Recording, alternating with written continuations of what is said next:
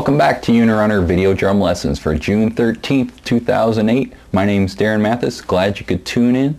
Today I'm going to be retrieving a couple of voicemail messages. I've called in my voicemail hotline, and I'll put that number up later in case you're interested in calling in as well. Let's listen to the first message. Hey Darren, my name's Abel from San Antonio, and I just wanted to thank you for everything you do. It's awesome. Really appreciate it. But I was looking at all of the list of your, lessons that you have, and you don't have one on, bass drum and, left foot, foot independence, because that is the one thing. I can do pretty much anything with my hands, but then once I throw in the bass drum and the hi-hat and double bass, it totally throws me off. I can't do it. So I was wondering if you could give me a few tips on something, so you can give me some exercises that I could do to help improve my foot independence. So that'd be great. Thank you, man, and keep up the good work. Appreciate it. Bye. Hey, thanks for that question, Abel from San Antonio. Yeah, just a couple of basic exercises to develop foot and hand independence. I would make sure you can just do a simple beat or a simple rhythm on your feet like this. And no matter what you practice, whatever you try to play underneath your hands, you're going to have to develop to the point of just being a part of your subconscious where you don't have to think about it. And that usually means playing it definitely to the point of boredom and most often to the point of annoyance of others. Those two keys. And if you can practice with a metronome, that's going to be better too, because it's going to keep you on task. It's going to also help your sense of time along the way. So I'll just play a basic rhythm on my feet. I'll keep that going.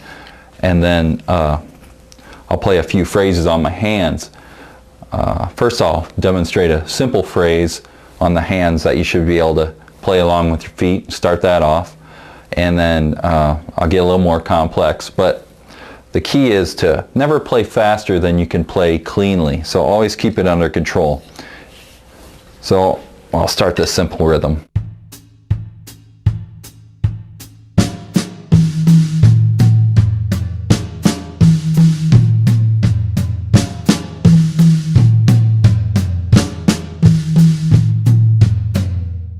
So what you want to do is just play that 1, 2, 3, 4. Maybe play the hi-hat and kick drum on 1, 2, 3, and 4.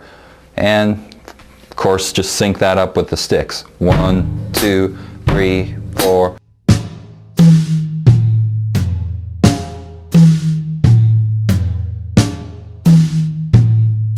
And that's about the simplest figure I can think of. 1, 2, 3, 4. But even that requires that you put the hi-hat and the kick drum, at least in my mind, into your subconscious, so that becomes autopilot.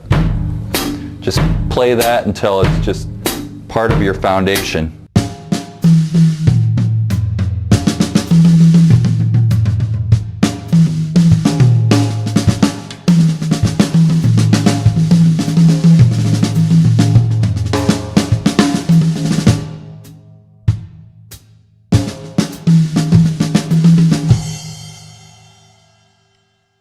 So it's just a matter of staying with the rhythms on your hands that you can play while playing on your feet. And there's going to be that point where you push yourself that you'll be able to get comfortable enough playing that steady, consistent rhythm on the kick drum and hi-hat that all of a sudden you'll be able to play something on your hands and you'll realize, hey, I kept my feet going and they didn't get off.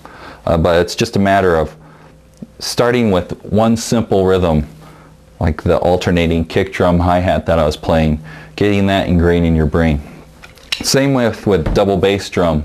Right now I've been, one of the exercises I've been practicing is doing alternates on the kick drum, right, left, right, left, right, left, right, left, and then on the hands I'll do paradiddles.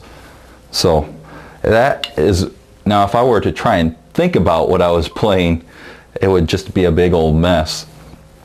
because paradiddles on the hands is right, left, right, left, left, left. So I'm trying to play that against right, left, left, right, left. So you end up playing by feel, really, subconsciously.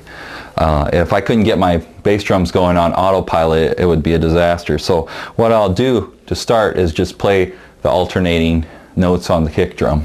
Right, left, right, left. I'm playing heels up on this too, just to get a little bit more volume and power.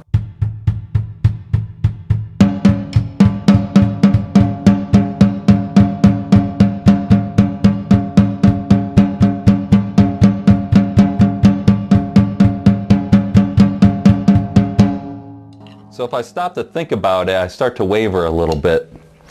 So my goal is to build that up in speed, and the only thing that's gonna get that to happen is just repeating what I played there, for as long as you can fit into practice in a reasonable amount of time.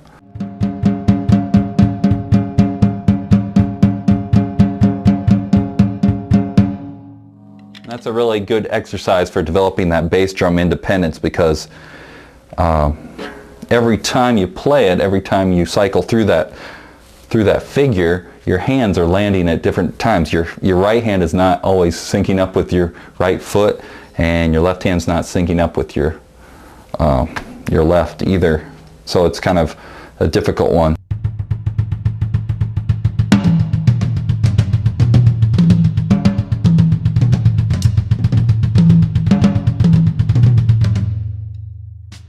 So one of my favorite things to do with developing independence or just soloing over top of a simple alternating kick drum beat is to just play 16th notes on the bass drum, but then just pick out notes to accent on different drums.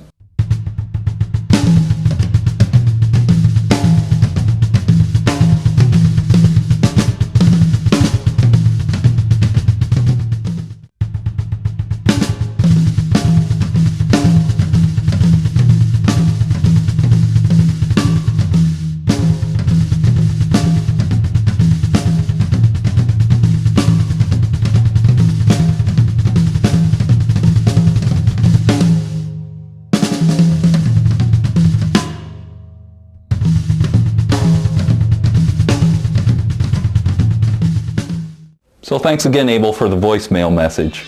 Now available from Unirunner.com, it's the Unirunner Drum Lessons 2006 collection. It's 42 iPod, Mac, PC compatible drum lesson videos hosted by me, Darren Mathis from Unirunner.com. More than 3.5 hours delivered on either a flash drive for $35 or a DVD-R disc for $15. These are the same MP4 video files that were hosted at Unirunner.com before they were taken offline. Some of the 42 titles include double strokes, match grip, paradiddles, triplet drum fills, using double stroke, subtle, double kick drum technique, the power of the flam, tuning and head comparison, and much more. Proceeds go to support this year's free video podcast. Thank you for your support. Again, that's the Unirunner Video Drum Lessons 2006 collection. For more information, go to unirunner.com/2006. Thank you for your support.